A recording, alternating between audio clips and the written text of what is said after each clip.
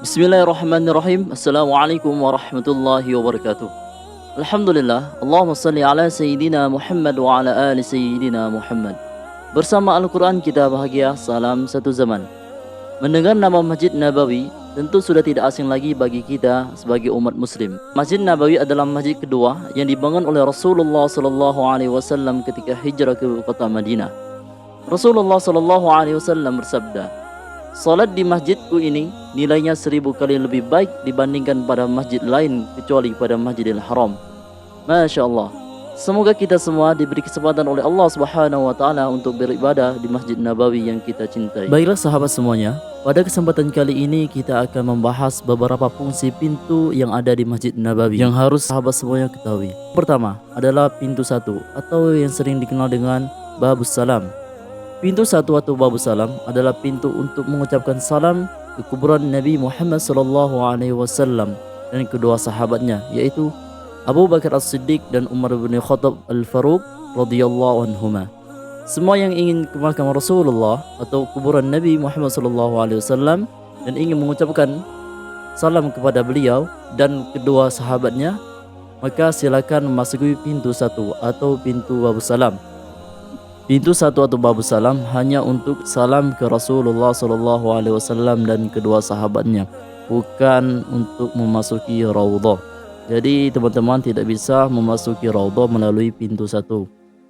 Pintu untuk memasuki Raudhah teman-teman harus melalui pintu nomor 39, yaitu dari arah Baki. Dan untuk peraturan sekarang di tahun 2023, untuk memasuki Raudhah harus memiliki tasrih, harus daftar dulu di aplikasi Nusuk. Jadi teman-teman semuanya yang ingin umroh silakan daftar di aplikasi Nusuk dan registrasi di sana. Setelah registrasi, teman-teman bisa memilih jadwal untuk memasuki Raudhah.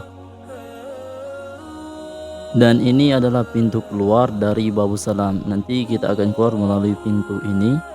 Dan bisa teman-teman saksikan di samping kiri saya setelah keluar dari Babus Salam. Ini adalah pos penjagaan untuk memasuki Raudhah. Dan bisa teman-teman lihat semua, mereka adalah jamaah yang sudah memiliki tasrih dan menunggu giliran untuk memasuki Raudhah. Selanjutnya kita menuju ke pintu 10. Pintu 10 adalah untuk menuju ke perpustakaan yang ada di Masjid Nabawi. Perlu diketahui bahwasanya di Masjid Nabawi tersedia perpustakaan untuk para jamaah yang sholat di Masjid Nabawi ataupun masyarakat yang ada di Madinah. Dan sandal silakan dibawa ke atas karena untuk penempatan sandal sudah tersedia. Perpustakaan yang ada di Masjid Nabawi ini untuk umum, jadi siapapun bisa masuk, baik itu pelajar, jamaah umroh dan lain sebagainya, kecuali wanita ya. Wanita tidak bisa memasuki perpustakaan ini karena hanya diperuntukkan untuk laki-laki. Jadi silakan bagi teman-teman semuanya yang berkesempatan mengunjungi atau beribadah di Masjid Nabawi, silakan berkunjung ke perpustakaan Masjid Nabawi karena di sini banyak berbagai macam kitab keilmuan, mulai dari ilmu syar'i maupun disiplin ilmu-ilmu yang lainnya. Dan untuk fasilitas yang ada di perpustakaan Masjid Nabawi sangatlah lengkap, bisa teman-teman semua saksikan di video ini. Di perpustakaan juga tersedia air zam-zam untuk para jamaah yang mungkin kelelahan dari aktivitas membaca. Kemudian sekarang kita keluar. Dari pintu keluar kita langsung ke kiri dan bisa teman-teman menyaksikan lantai 2 Masjid Nabawi. Di lantai 2 ini teman-teman bisa beristirahat ataupun sholat ataupun membaca Al-Quran dan lain sebagainya. Selanjutnya kita menuju pintu 22. Pintu 22 selain akses masuk Masjid Nabawi, pintu ini juga sebagai tempat untuk mendaftar halaqah yang ada di Masjid Nabawi. Dan bagi teman-teman semuanya yang ingin mengikuti halaqah yang ada di Masjid Nabawi, silakan masuk dari pintu 22. Nanti di bagian kiri pintu 22 tersedia pintu, silakan teman-teman semuanya memasuki pintu tersebut dan langsung naik ke lantai paling atas ya. Ingat, lantai paling atas tempat pendaftaran halaqah yang ada di Masjid Nabawi. Dan sekarang kita menuju ke kantor pendaftaran untuk mengikuti halaqah Al-Quran dan Mutun. Jadi ada beberapa kantor yang tersedia.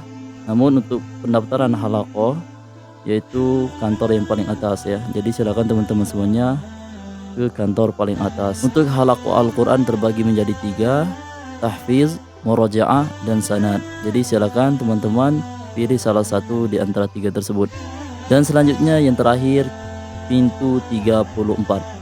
Pintu 34 ini selain pintu akses masuk Masjid Nabawi, pintu ini juga berfungsi untuk pengambilan kitab-kitab yang dipelajari di Masjid Nabawi.